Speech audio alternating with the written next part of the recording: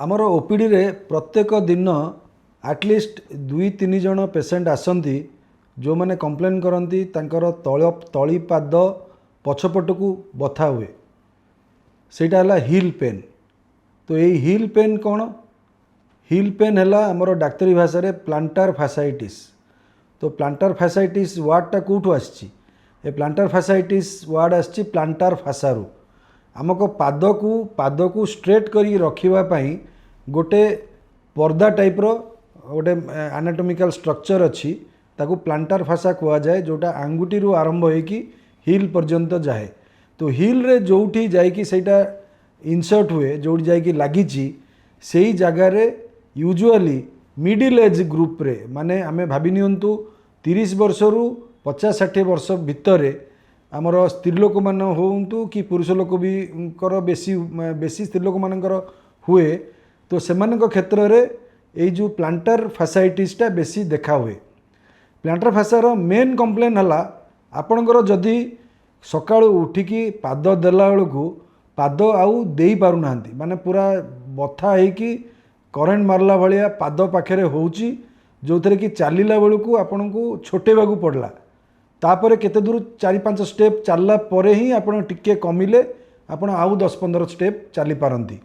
तो सेईटाकू आमर प्लांटार फैसाइटिस कुआ हुए जोटा आपण गोटे जगह रेस्ट रहिला परे आपण जेतले स्टार्ट करंती सेतलकू पेन हुए। जेतले सेटा नेग्लेक्टेड हो जाए सेतले ठिया हेले भी नॉर्मली बहुत समय गोटे जगह ठिया हो जिवे भी आपणकर पेन आरंभ होबो। तो एईटा आमर अर्ली डायग्नोसिस करिबा दरकार।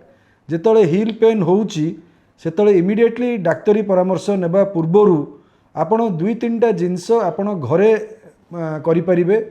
प्रथम जिनस हला आपण उषुम पानी रे पाद बुड़ेकी रखिबे 10 मिनिट लाखे सकाळ 10 मिनिट संध्या 10 मिनिट बुड़ेकी रखिकी काढ़ी 10 मिनिट पर काढ़िला परे जेकोसी कि मलम थिबो जोटा कि पेन मलम थिबो घरे सेईटाकू सेई जगार लगेइबे लेप करिवे।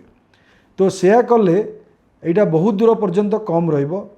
द्वितीय रे आपण नरम चप्पल पिंधिबे। नरम चप्पल कौन? स्पंज वाला चप्पल जोटा कि सॉफ्ट थिबो। सॉफ्ट चप्पलटा घर पाई गोटे बाहर पाई गोटे हेले आपण घरे मध्य सॉफ्ट चप्पल पिंधिले बाहर भी गोटे नरम चप्पल पिंधिले। जदि बाहर जोता पिंधुचंती ताले ता भितर गोटे सिलिकॉन इनसोल मिले औषध दुकान रे मिलिबो। से सिलिकॉन इनसोलटा को आपण जदि पिंधिबे ताले तार नरम रो इफेक्ट रे आपनको पेन बहुत दूर पर्यंत कमी जाए। तृतीय रे आपण जदि राति रे सोइला बेलू टिके स्ट्रेच करिवे। आपण धरंतु गोटे गामछा नेले कि किछि गोटे रस्सी टाइप रो जिंस नेले आउ आपनको निजर टोज जोटा कि आंगुठी पादर आंगुठी गुड़ा को आपण निज आड़ को टाणिले स्ट्रेच कले से कौन हुए ना प्लांटार फासाटा स्ट्रेच हुए। स्ट्रेच हेले बहुत दूर पर्यंत सकाळू जो पेनटा हुए सेटा कमी जाए। तो 3टा जिनस करवाटा इम्पोर्टेंट। गोटे है आपण गरम पानी सेक देकी मलम लगेबे नरम चप्पल पिंधिबे घरे आउ बाहरे आउ आपणकर स्ट्रेचिंग एक्सरसाइजेस करिवे। यही 3टा उपाय रे 90% ऑफ प्लांटार फैसाइटिस कमी जिवो। आ जदि तापरे भी कमुनी ताले आपन डाक्तरी परामर्श नेबा दरकार। डाक्तरी परामर्श रे औषधीय चिकित्सा सांगेरे आमर से इंट्रालिजनाली आमर इंजेक्शन दो जमती कि PRP platelet rich plasma injection दिया हुए नहले स्टीरॉयड इंजेक्शन दिया हुए। स्टीरॉयड इंजेक्शन रो धीरे धीरे बहुत साइड इफेक्ट जोगु आमे कमा तार यूज प्रादुर्भाव कमी जाइछि।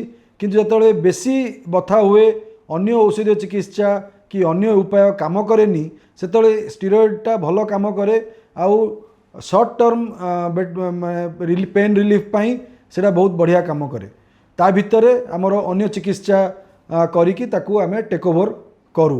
तो यही भलिया अवस्था रे आपण प्लांटार फैसाइटिस रो आपण ट्रीटमेंट करि परिबे जार चिकित्सा आपण 90% केस रे घरोई अछि।